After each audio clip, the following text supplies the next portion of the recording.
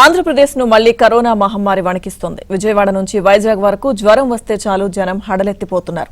2 వారాల్లోనే 4 బలి కావడంతో tension peaks కు చేరింది. అసలు ఏపీలో ఏం జరుగుతోంది? థర్డ్ వేవ్ భయాలు నిజమేనా? హెల్త్ డిపార్ట్మెంట్ అలర్ట్ ఏంటి?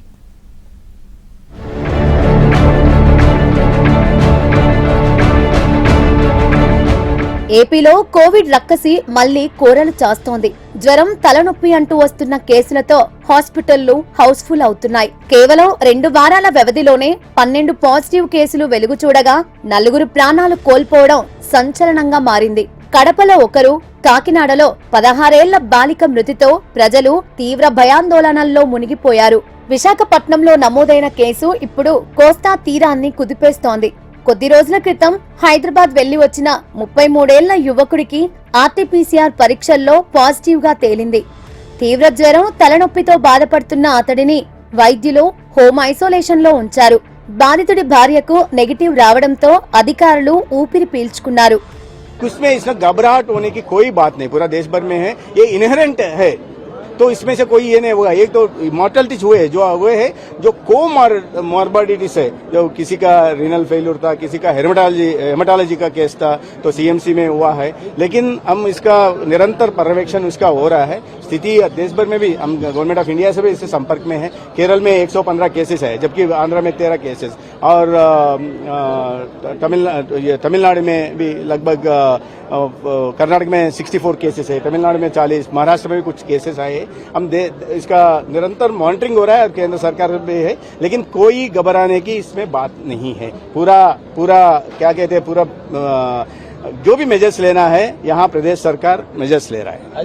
మన జిల్లాలోని కోవిడ్ అలర్ట్స్ ఎలాగంటే మనం తీసుకుంటున్నామంటే ప్రజలకి అవేర్నెస్ క్రియేట్ చేస్తాము. ఎందుకంటే కోవిడ్ అనేది ఒకప్పుడు ఉన్న తీవ్రత అయితే కాదు. ఇప్పుడు ఆ కోవిడ్కి జాగ్రత్తలు తీసుకుంటే చాలు. జస్ట్ మాస్క్ వేసుకోవడము, అలాగే ఎక్కువ జనసాంద్రత ఉన్న ఏరియాస్లో కొద్దిగా దూరంగా ఉంటే మంచిది.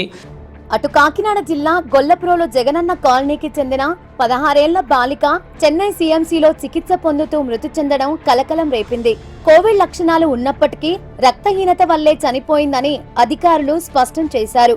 జిల్లాలో కొత్త కేసులు లేవని చెబుతూనే మృతురాలి కుటుంబానికి టెస్టులు చేసి శాంపిల్స్ ల్యాబ్కు పంపారు. ప్రస్తుతం అయితే ఏ కేసెస్ మనకి రిపోర్ట్ అవ్వలేదు.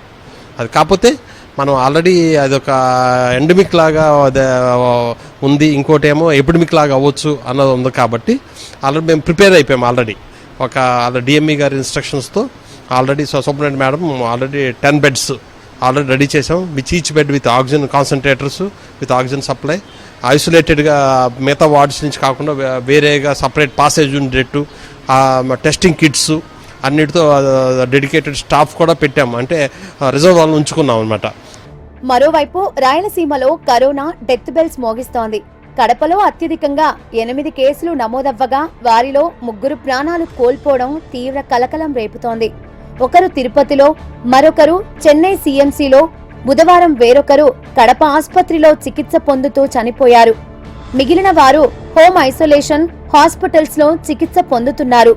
తీవ్రమైన పబ్లిక్ హెల్త్ ఇష్యూగా లేదు, కానీ మన ట్యూబర్కులోసిస్ లాగా, మలేరియా లాగా, టైఫాయిడ్ లాగా అది ఒక ఎండమిక్ డిసీజ్. అంటే కొంచెం లో లెవెల్లో మన సంఘంలో స్థిరపడింది. అప్పుడప్పుడు సీజనల్గా కొన్ని కేసెస్ ఎక్కువ రావటం అనేది జరుగుతుంది. గత కొన్ని రోజులుగా 2 వారాలుగా కొంత నంబర్ ఆఫ్ కేసెస్ పెరగడం జరిగింది. ప్రస్తుతం విజయవాడ ప్రభుత్వ ఆసుపత్రిలో 1 కేసు కూడా నమోదు కానప్పటికీ కోవిడ్ పాజిటివ్ కేసులు వస్తే వాటిని సమర్థవంతంగా ఎదుర్కొనేందుకు కోవిడ్ ఐసోలేషన్ వార్డు ఏర్పాటు చేశారు.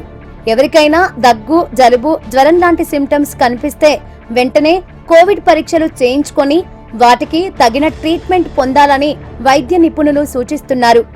మేము దానికి సంబంధించిన ఆర్టీపీసీఆర్ టెస్టులు కానీ, ర్యాపిడ్ యాంటిజెన్ టెస్టులు RAT కిట్స్లు కానీ సమకూర్చుకున్నాము. సో ఎవరిచ్చినా ధైర్యంగా టెస్ట్ చేయగలుగుతాం. ఒకటి. రెండవది, ఏ లక్షణం అనేది పేషెంట్ని బట్టి, వాళ్ళ యొక్క కోమార్బిడిటీస్ని బట్టి ఉంటుంది. కామన్గా కనిపించేది జ్వరము, దగ్గు, జలుబు.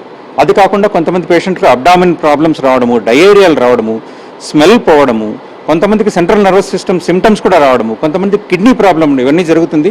అందువల్ల మేము అన్ని రకాల స్పెషలిస్టులు, అన్ని రకాల డయాగ్నోస్టిక్ టెస్టులను కూడా అందుబాటులో ఉంచాము. బ్లడ్ టెస్టులు అయితేనేమి, సిటీ స్కాన్ అయితేనేమి, వాటిని కూడా రెడీగా పెట్టుకోవడం జరిగింది. సో మనకు ఎక్కువ మంది పేషెంట్లు వచ్చినా వాళ్ళని డయాగ్నోస్ చేసేందుకు, ఇబ్బంది లేకుండా ట్రీట్మెంట్ చేసేందుకు అన్ని సదుపాయాలు కల్పించడం జరిగింది. జూలై 1 నుంచి దేశంలో 339 కేసులు నమోదు కాగా ఏపీ ఆరోగ్య శాఖ యుద్ధ ప్రాతిపదికన రంగంలోకి దిగింది. State rapid response teams alert అయ్యాయి. కరోనా లక్షణాలు కనిపిస్తే వారి రక్త నమూనాలను పూణేలోని నేషనల్ ఇన్స్టిట్యూషన్ ఆఫ్ వైరాలజీకి పంపి టెస్టులు చేయిస్తున్నారు. బోధనాసుపత్రుల్లో కనీసం 10 బెడ్స్ తో ప్రత్యేక ఐసోలేషన్ వార్డులు, టెస్టింగ్ కిట్లు, మాస్కులు సిద్ధం చేశారు. జనం అప్రమత్తంగా ఉండాలని, భయాందోళనలు వద్దని వైద్యారోగ్య శాఖ హెచ్చరిస్తోంది.